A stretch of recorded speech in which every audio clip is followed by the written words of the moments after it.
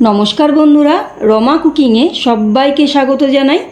বাড়িতে যে কোনো ছোটোখাটো অনুষ্ঠানে চিংড়ি মাছের কোন রেসিপি রান্না করব ভাবলেই কিন্তু সবার আগে আমাদের যে রেসিপিটির কথা মাথায় আসে সেটি হলো চিংড়ি মাছের মালাইকারি। এটা চিংড়ি মাছের খুবই জনপ্রিয় একটি রেসিপি। তবে আমি বলবো চিংড়ি মাছের মালাইকারি তো অনেক বানিয়ে খেয়েছেন, একবার অন্তত এইভাবে দই চিংড়ি রেসিপিটি বানিয়ে খেয়ে দেখুন।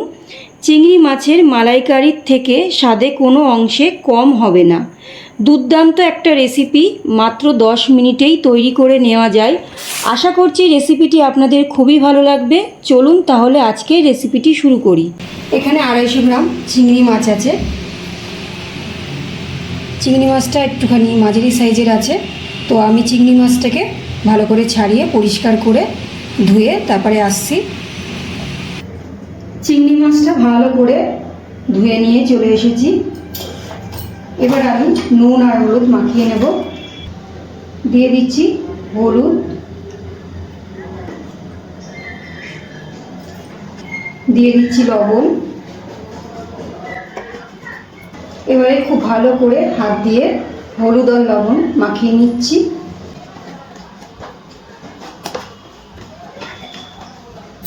খুব ভালো করে কিন্তু চিংড়ি মাছের গায়ে হলুদ আর লবণ মাখিয়ে নিয়েছি। এবারে কিছু মশলা আমি রেডি করব। মিক্সিং জার একটা নিয়েছি, এই জারের মধ্যে আমি দিয়ে দিচ্ছি কিছুটা আদার টুকরো, দিয়ে দিচ্ছি 5 থেকে 6 কোয়া রসুন, আর দিচ্ছি একটা মিডিয়াম সাইজের পেঁয়াজ, আমি একটু বড় বড় করে কেটে নিয়েছি। দিয়ে দিচ্ছি 5খানা কাঁচা পাকা লঙ্কা। মিক্সিতে আমি পেস্ট করে নেব একটু জল দিয়ে। এবারে এখানে আমি আর একটা মশলা তৈরি করব। আমি নিয়ে নিয়েছি 1 চামচ পোস্ত, আর এখানে 10টা গোটা কাজু বাদাম আছে, আর এখানে এই বাটিতে আছে টক দই। এইগুলো আমি সব কিছু একসাথে মিশিয়ে মিক্সিতে পেস্ট করে নেব। রান্নাটা করবার জন্য কড়াইয়ের মধ্যে দিয়ে দিচ্ছি সরষের তেল। আপনারা চাইলে এই রান্নাটা সাদা তেল দিয়েও করতে পারেন, কোনো অসুবিধা নেই। অল্প করে সরষের তেল দিয়ে দিয়েছি। এবার তেলটা খুব ভালো করে গরম করে নিচ্ছি। এবার চিংড়িগুলো তেলের মধ্যে ছেড়ে দিচ্ছি ভাজার জন্য।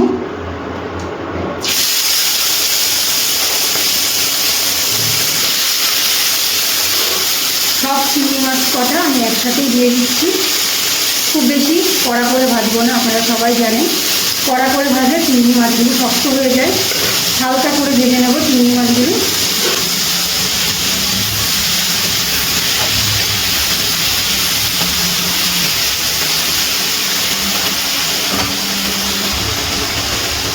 চিংড়ি মাছগুলো ভাজা হয়ে গেছে, এবার আমি তেল থেকে তুলে নিচ্ছি।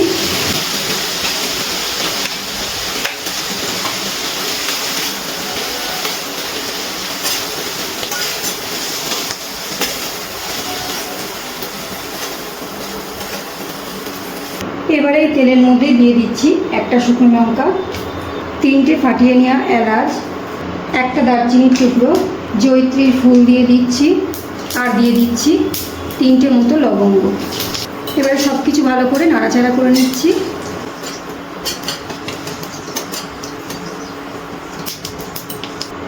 ফোড়নটা তেলে কিছুক্ষণ নাড়াচাড়া করার পর এবার আমি বেটে রাখা মশলাটা দিয়ে দিচ্ছি। পেঁয়াজ বাটা, রসুন বাটা, আর কাঁচা লঙ্কা বাটা, আর আদা বাটা আছে। খুব ভালো করে মশলাটা কষিয়ে নিচ্ছি।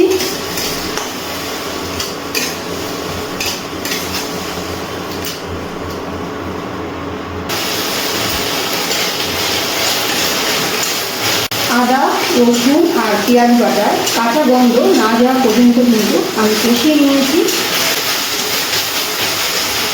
এবার এর মধ্যে এক এক করে গুঁড়ো মশলাগুলো দিয়ে দেব। দিয়ে দিচ্ছি 1/2 চামচ জিরে গুঁড়ো, 1 চামচ ধনে গুঁড়ো, দিয়ে দিচ্ছি খুব সামান্য একটুখানি কাশ্মীরি লঙ্কার গুঁড়ো, খুবই সামান্য দেব। আর একদম অল্প করে আমি দিয়ে দিচ্ছি হলুদ। আপনারা চাইলে হলুদ আর কাশ্মীরি লঙ্কার গুঁড়ো নাও দিতে পারেন। দিয়ে দিচ্ছি স্বাদ মতো লবণ। গুঁড়ো মশলাগুলো যেহেতু দিলাম তাই আমি দিয়ে দিচ্ছি একটু জল। এবারে খুব ভালো করে সব কিছু মিশিয়ে আবারও একটু কষিয়ে নিচ্ছি।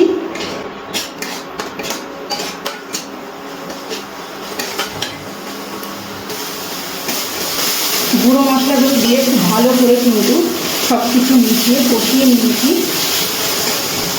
এবার এর মধ্যে দিয়ে দিচ্ছি ক্যাপসিকামটা আমি ছোটো ছোটো করে কেটে নিয়েছি, সেটাই দিয়ে দিলাম।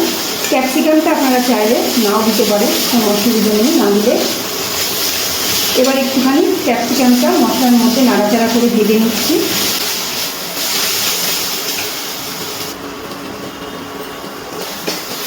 মশলার সাথে ক্যাপসিকামটা একটু নাড়াচাড়া করে কিন্তু ভেজে নরম করে নিয়েছি। এবার এর মধ্যে দিয়ে দিচ্ছি কাজু বাদাম, পোস্ত আর টক দই আমি একসাথে মিক্সিতে বেটে নিয়েছি, সেটাই দিয়ে দিচ্ছি। আর এই সময় কিন্তু একদম গ্যাসের ফ্লেমটা লোতে রেখে দিতে হবে।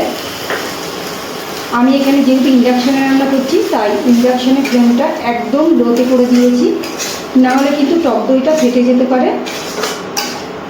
খুব ভালো করে মশলার সাথে সব কিছু মিশিয়ে নিচ্ছি। ভালো করে মিশানোর পর এবারে আমি ইন্ডাকশানের ফ্লেমটা লো টু মিডিয়ামে রেখে একটা ঢাকনা দিয়ে ঢেকে দিচ্ছি। ঢাকনাটা তুলে নিচ্ছি। দেখুন গ্রেভি থেকে কিন্তু তেল ছাড়তে শুরু করে দিয়েছে। এবার খুব ভালো করে আমি নাড়াচাড়া করে নিচ্ছি।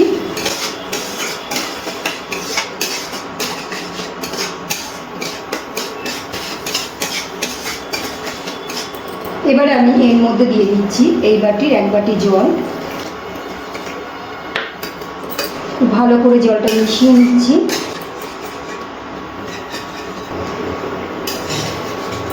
জল দেওয়ার পর আমি গ্রেভিটা একটুখানি ফুটিয়ে নেব।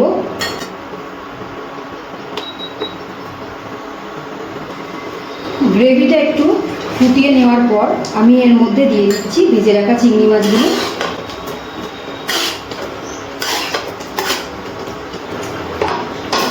একটু নাড়াচাড়া করে দিচ্ছি। এবারে ইন্ডাকশানের ফ্লেমটা লো টু মিডিয়ামে রেখে আমি একটুখানি ঢাকা দিয়ে দিচ্ছি। 4 থেকে 5 মিনিট পর আমি ঢাকনাটা তুলে নিচ্ছি। আর মাঝখানে কিন্তু আমি একটু নাড়াচাড়া করে দিয়েছিলাম। গ্রেভিটা কিন্তু অনেকটাই গাঢ় হয়ে এসেছে। একটু নাড়াচাড়া করে নিচ্ছি।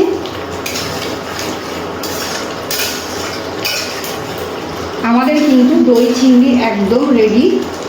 এবার নামানোর আগে আমি দিয়ে দেবো ঘি গরম মশলা।